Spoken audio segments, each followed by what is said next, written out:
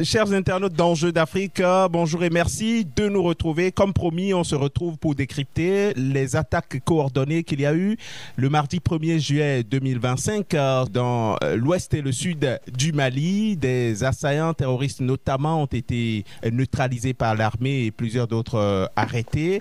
Je reçois aujourd'hui un analyste des questions sécuritaires, enseignant-chercheur dans le supérieur. Soumaïla Lala, bonjour et merci de nous retrouver. Bonjour, merci pour l'invitation. Comment les Maliens ont-ils vécu ces attaques coordonnées sur 7 à 8 positions dans certaines régions du centre et du sud du Mali?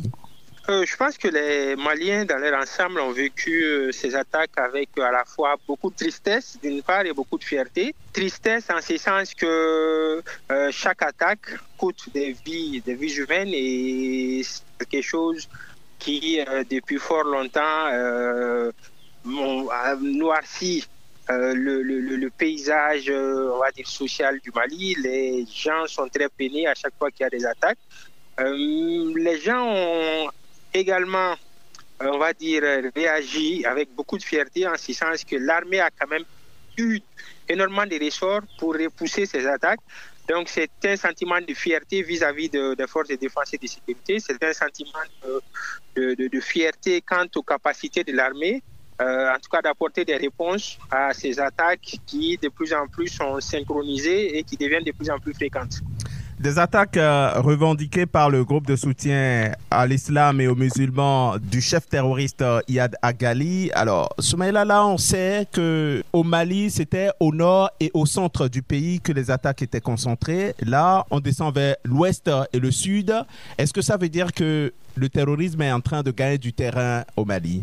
Absolument, absolument. Ça fait une dizaine d'années que l'ouest commencer à enregistrer des cellules, on va dire, dormantes. Et aujourd'hui, avec la recrudescence de ces cellules dormantes, avec la recrudescence des attaques, on peut aisément affirmer que ces cellules dormantes sont opérationnelles. Le péril s'est glissé, s'est métastasé du nord au centre. Et du centre, je pense qu'aujourd'hui, c'est pratiquement toute la région, toute la partie ouest du pays qui est minée, en plus d'une partie du sud du pays.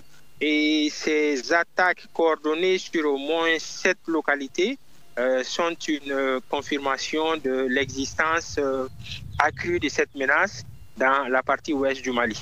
Le discours officiel, c'est que l'armée est en train de monter en puissance. Mais là, vous nous dites que le terrorisme est en train de remonter, de gagner du terrain dans le pays. Est-ce que ça veut dire que l'armée n'est plus à la hauteur? L'armée est à la hauteur, l'armée monte en puissance, l'armée est équipée de façon continue. Mais face à cette montée, face à ce qu'on peut qualifier de montée en puissance de l'armée, parce que l'armée, quoi qu'on dise, est de plus en plus équipée et a de plus en plus de capacités de réponse. Mais en face, les groupes terroristes sont informés, s'informent, agissent, s'équipent aussi. Et plus l'armée monte en puissance, plus les capacités d'attaque des groupes terroristes aussi sont retravaillées. Ce qui fait que, on va dire, les forces en présence sont dans une dynamique qui est proportionnelle, dans une dynamique où l'un peut, par moment, prendre le dessus sur l'autre. Ce n'est pas parce que l'armée monte en puissance qu'elle a la capacité de sécuriser plus d'1 million de kilomètres carrés. Le problème du Mali, c'est aussi son immensité. Et l'effectif aujourd'hui de l'armée ne permet pas d'assurer une certaine sécurité continue et de façon effective de l'entièreté du territoire. Et à côté de cela, vous avez les groupes terroristes qui ont une certaine facilité de mobilité parce que les frontières sont poreuses, parce que par endroits, il n'y a pratiquement pas de présence de l'armée, pas de présence de l'État, ce qui fait qu'ils ont une certaine facilité à se déplacer. Ils ont une certaine facilité à s'incorporer, à s'infiltrer dans les populations locales. Ils ont une certaine facilité à coordonner des mouvements d'ensemble, ce qui fait qu'ils ont quand même pu conserver jusque-là leur capacité de nuisance. Encore une fois, c'est vrai que l'armée monte en puissance, mais à côté, les groupes terroristes aussi ont de plus en plus de répondants. L'armée malienne n'est pas seule dans ce combat contre les terroristes. On a connu les Russes du groupe Wagner qui ont laisser la place à Africa Corps, d'autres éléments russes qui viennent appuyer l'armée malienne dans la lutte contre le terrorisme. Mais bon, quand on vous entend parler, c'est comme si tout cela ne suffisait pas à contenir la menace. Absolument. De mon point de vue, la réponse militaire n'est qu'une partie de la réponse. La réponse militaire a bien entendu ses limites. L'intervention de Wagner, aujourd'hui Africa Corps et l'armée, est une intervention qui est restée focus sur le nord et les centres. Et aujourd'hui, le péril, le goulot d'étranglement de plus en plus tend à être au niveau de l'ouest. Donc, ce qui me fait encore dire que l'immensité du pays est une épine. Est une épine qui est difficile à enlever et les effectifs, encore une fois, ne suffisent pas, que ce soit du côté des armées, pas que du Mali, de l'AES. Je vais prendre par exemple sur le Mali, le Burkina et le Niger qui ont en commun une frontière quadrilatère de plus de 300 000 km² et même, ne serait-ce qu'à ce niveau, il faut plus de 100 000 hommes. Or, je ne vois aucune armée de ces trois pays qui a des effectifs qui atteignent les 100 000 hommes. Donc, ce qui fait que le travail est très difficile, très ardu. Le terrain est très compliqué. Et en termes de connaissance du terrain, je pense que les terroristes ont jusque-là une certaine longueur d'avance, en tout cas au niveau de certaines localités, sur nos armées, avec par moment la complicité des populations, avec par moment aussi le fait que les populations soient contraintes de collaborer avec les terroristes pour que ceci ait une longueur d'avance sur nos armées. Ce qui fait que c'est très compliqué et encore une fois, la solution militaire n'est qu'une partie de la solution.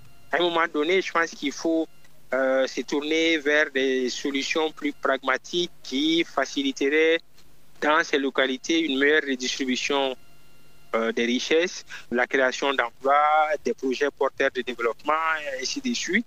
Et pourquoi pas des pourparlers avec ceux qui souhaiteraient rentrer dans les rangs et baisser les armes. Justement, vous en parliez, il y a une sorte de coalition militaire entre les trois pays de l'AES. Les armées du Mali, du Burkina et du Niger évoluent ensemble pour combattre le terrorisme. Mais on a l'impression qu'au Mali, précisément, ça ne marche pas. Même avec la présence de cette force conjointe, on note une certaine recrudescence des attaques. Pourquoi alors? C'est les mêmes difficultés dans les trois pays. Avant le Mali, il y a juste 2-3 mois, le Burkina avait énormément de difficultés.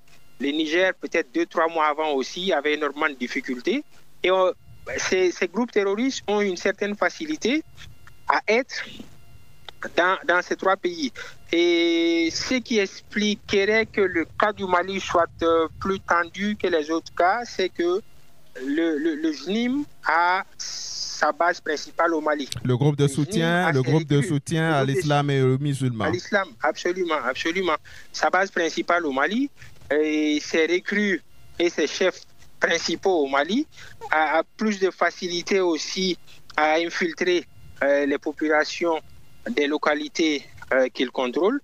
Donc, ce qui rend plus facile les attaques au Mali que, par exemple, au Burkina ou quelque part au Niger. Mais, indépendamment de cet aspect, c'est un groupe qui a énormément de ressorts, les différentes stratégies pour contenir ces groupes, jusque-là, n'ont pas véritablement pris.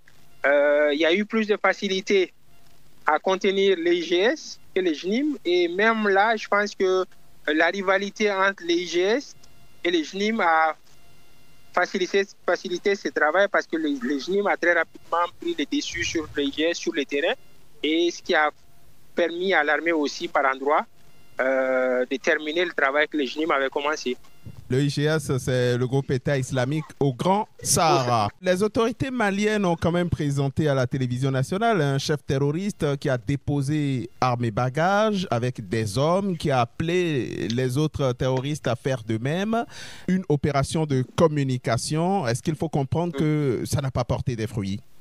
poubelle, celui dont il s'agit, est de l'IGS. Et comme je l'ai souligné tout à l'heure, l'IGS est véritablement en perte de vitesse dans toute la zone.